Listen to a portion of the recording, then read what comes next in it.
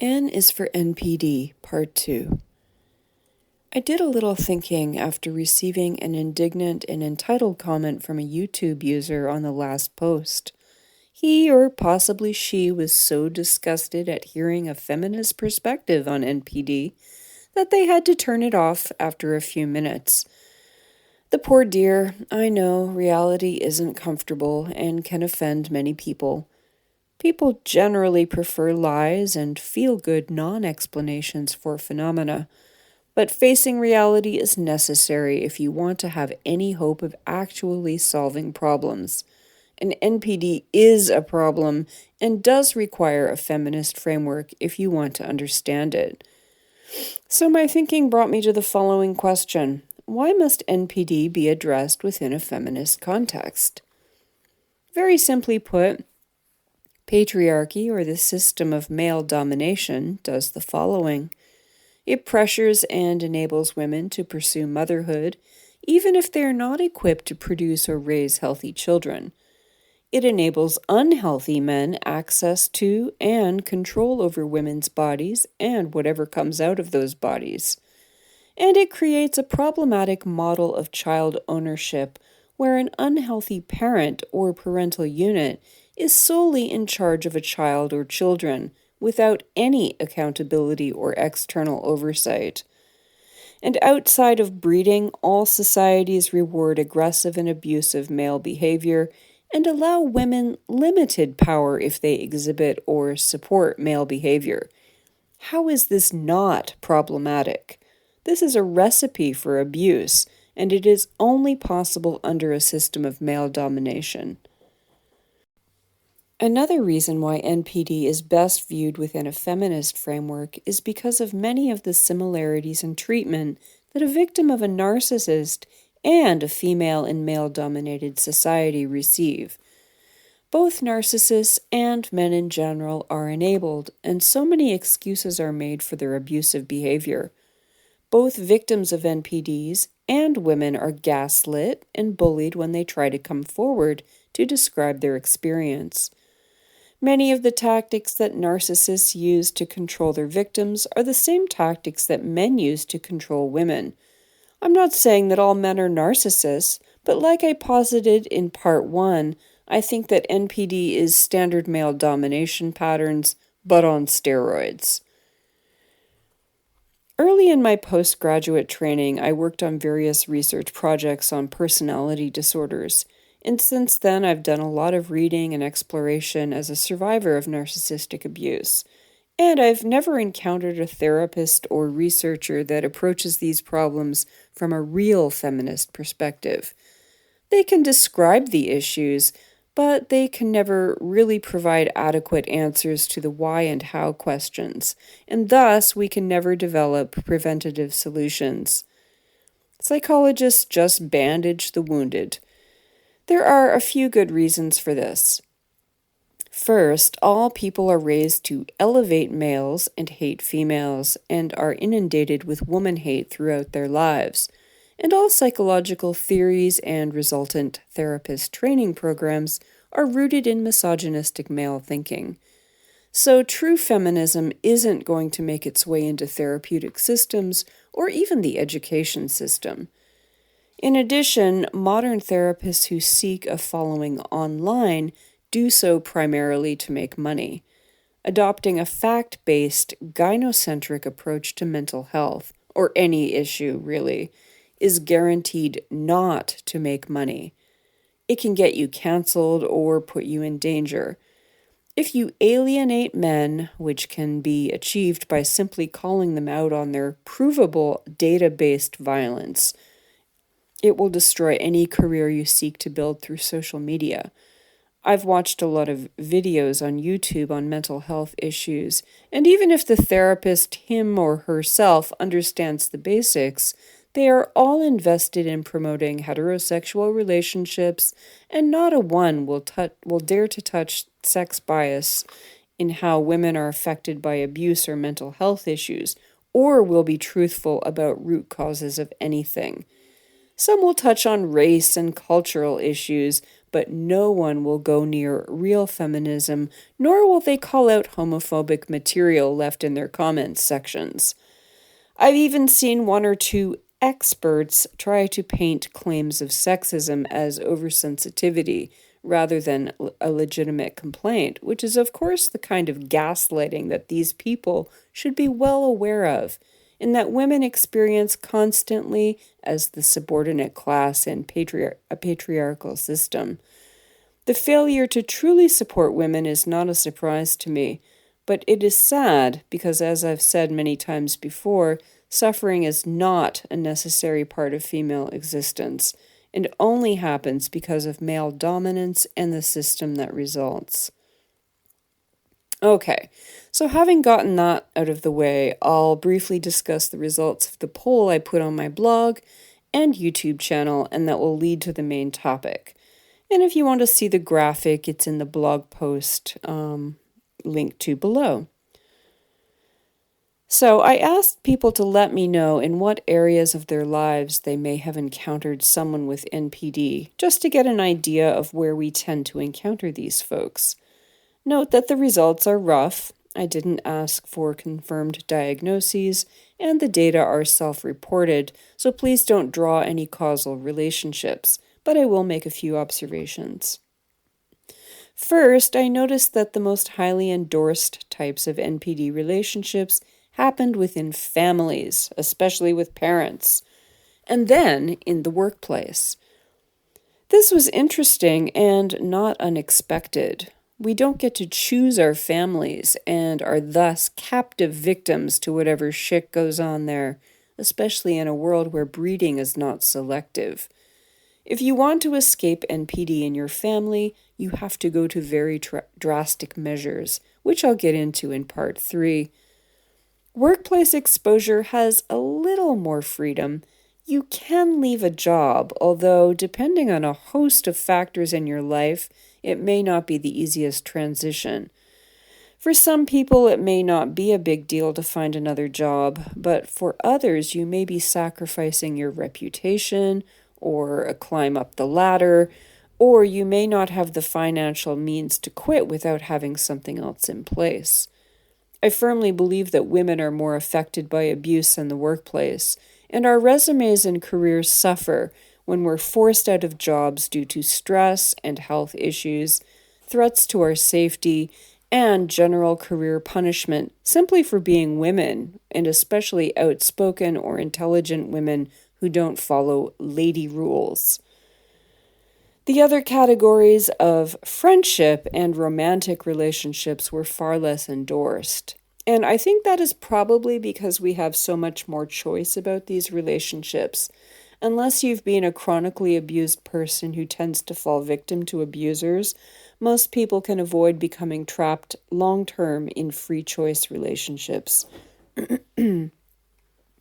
Of the types of treatment respondents experienced at the hands of NPDs, gaslighting was the most common, with blaming, boundary overstepping, and bullying closely following.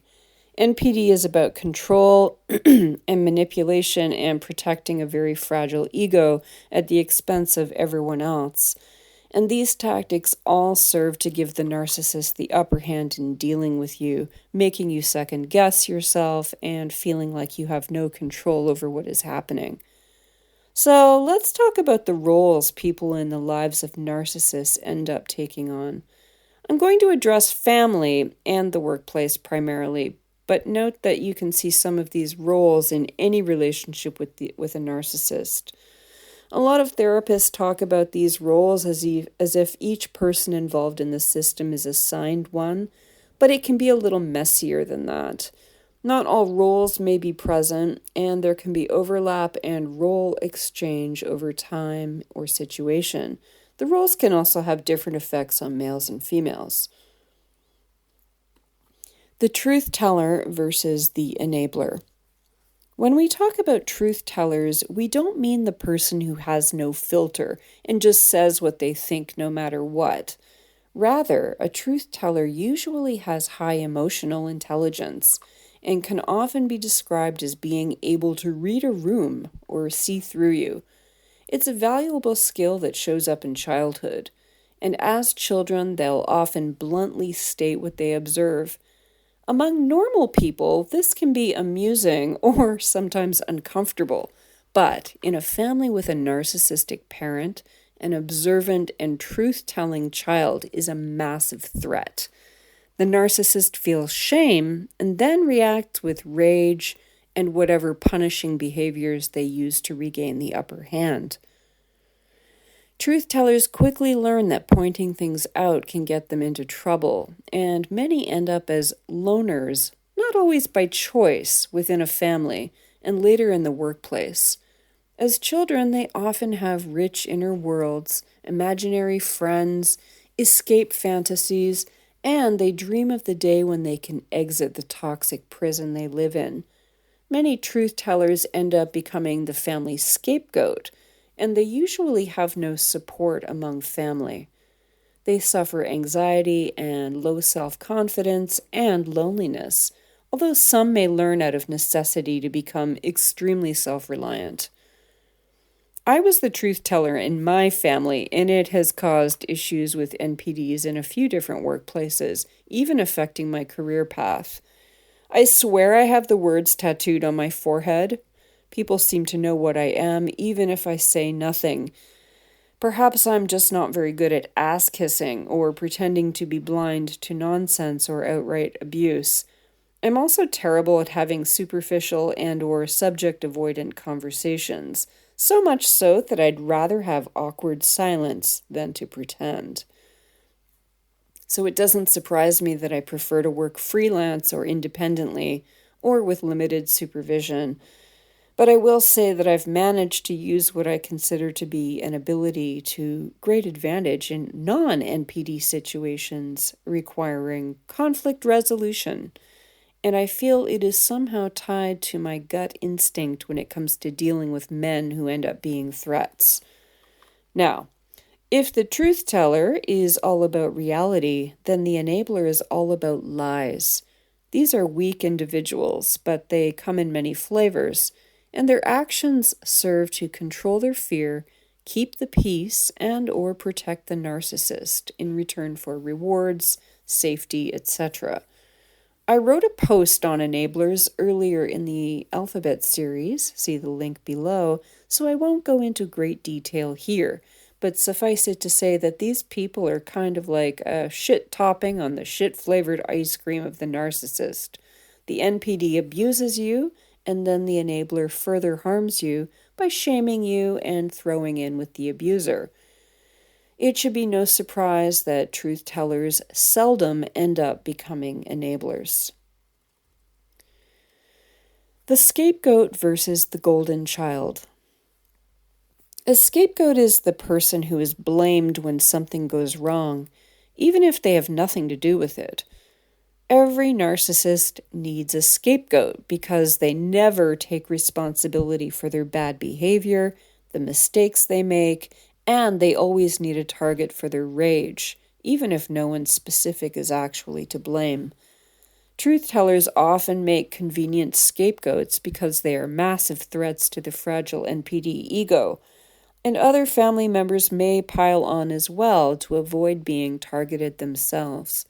But narcissists can target anyone for blame, even their greatest enablers. In some families, it's always the same person who is the scapegoat, but in others, members may each take a turn, depending on the issue or their availability. And some people react to this treatment by trying harder or to help or fix the situation, while others turn to bad behavior to live up to negative expectations. The golden child, on the other hand, may exist in a family to serve a few purposes. The narcissist often places their hopes and dreams on someone, almost as if that child isn't a separate person themselves. I've seen this play out in a few different ways, and there are often sex differences in how it works and how it affects the child.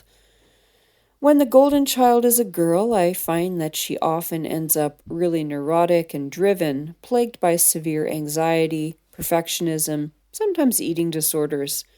Later in adulthood, these women can be a nightmare to work with, especially if you are female yourself. When the golden child is a boy, I often see lazy, privileged coasters. The parent talks about them as if they can do no wrong, and the boy gets used to the attention and the something for nothing treatment. As adults, these males expect the world to revolve around them, and they often get what they want because we live in a male dominated world that rewards men for mediocrity anyhow. I've worked with both of these types of golden children. I even remember one male student that I worked with in my undergraduate lab, headed by an abusive NPD male psychologist, and he was even named Golden Boy. The other main purpose of a golden child is to use them as a weapon against threats to the narcissist. The golden child will be used as a standard to shame the other children. They'll receive better treatment, more gifts or rewards, and more attention. There may be resentment among the other children, and as a result, no bonds or alliances can form against the narcissist. The mascot versus the lost child.